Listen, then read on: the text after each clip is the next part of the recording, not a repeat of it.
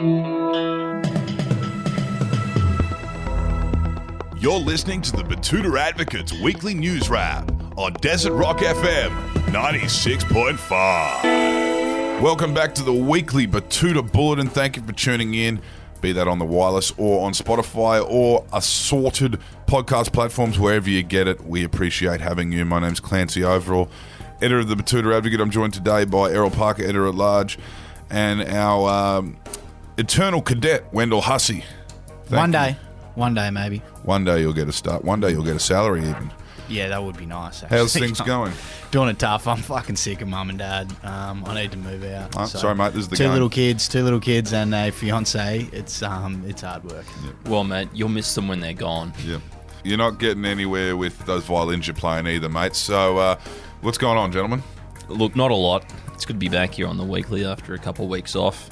This is actually the premiere podcast that we do each week. I think it might not sound like it, but no, it's much closer to the wire. You know, this is where you get the raw opinions and not the opinions of some washed up musician or some self-righteous sanctimonious politician.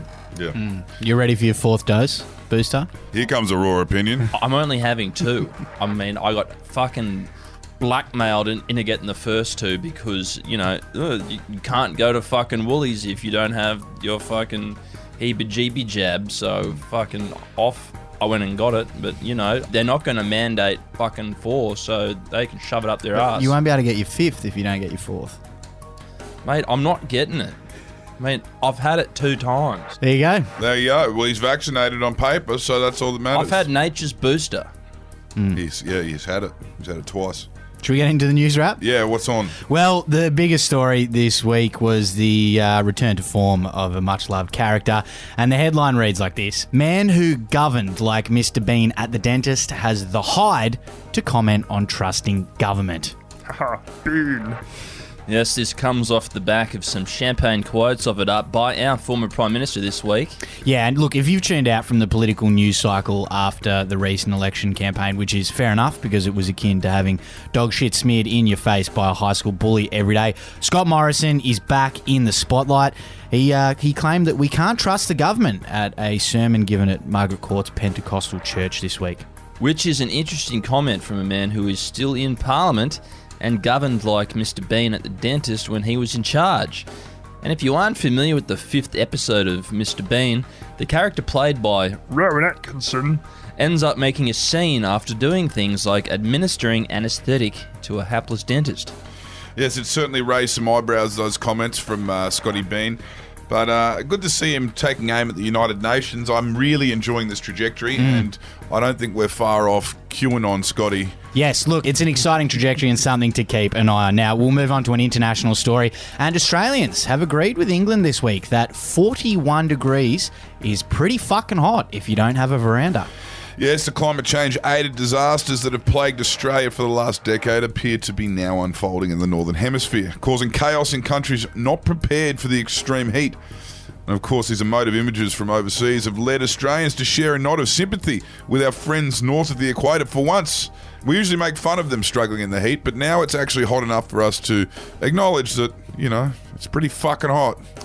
Yes, obviously some graduates of the School of Hard Knocks and the University of Life like to point out that it gets to 41 degrees in Australia all the time, which is fine if you have aircon or verandas, as this news article said, or a house that was built to take such scorching heat. The same way that Queenslanders like to act like the next ice age is coming whenever the mercury dips below 15 degrees, because our homes just aren't built for it. But I guess, you know, a 41 degree day in London would be like a minus 10 degree day in Brisbane. As Blair Holden pointed out in the comments, it's the humidity that gets you. Always a very salient point. Now, some local news. A man who cried COVID to get out of work last week is now in the shit after catching it for real. Errol, you spoke to this man. What was this story about?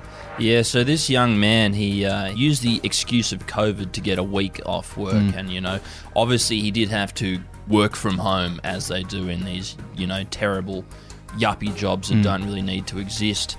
And, you know, now that he's come out of his COVID isolation period, he's tested positive. So that leaves him in a bit of a pickle because he has to tell his boss that he obviously can't come into work because he's got COVID, but he can't tell his boss he has COVID because he's just had COVID.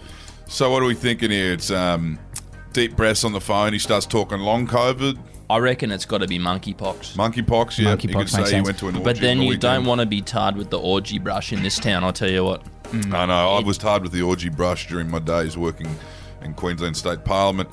And, you know, the stigma of being involved in a Roman orgy, even in this day and age, still very prevalent.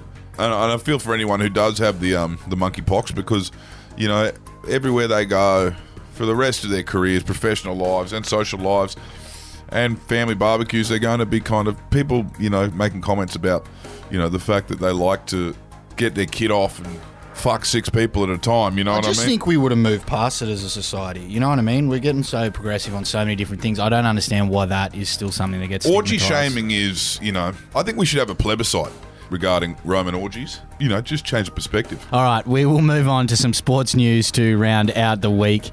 And Jacinda Ardern, the Prime Minister of New Zealand, is facing calls to resign after the All Blacks lost a series on home soil. Yes, they're officially in recession over in New Zealand. All of the dairies are shutting down and the kiwi juice export market is in a crisis right now after New Zealand was bounced by the Irish in 3 test series, which is unprecedented, especially at home. It's the first time the Kiwis have lost a home series for decades, and it's caused chaos across the country. I think this is probably worse than a foot and mouth outbreak in New Zealand.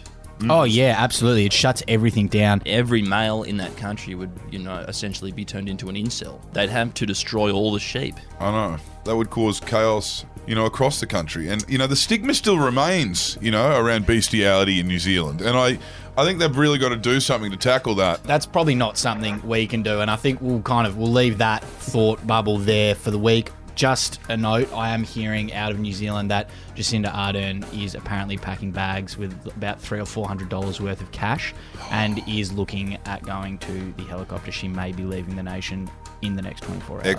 Exile to the Cook Islands with all the nation's cash. Yeah, or Brisbane or Gold Coast. Yeah, So- Goldie, GC baby. She's going to move to the Gold Coast and get a job in recruitment. Yeah, I don't know how far that $300 or $400 New Zealand dollars will go when she gets here, but She's going to join a Kiwi show band. yep. Play at the casino. Yep. So we'll try and keep you updated on that one, but that's all we got time for this week. Hope you've enjoyed our wrap up of the week in news. We'll talk to you next time. Bye bye. Hooroo. Ciao.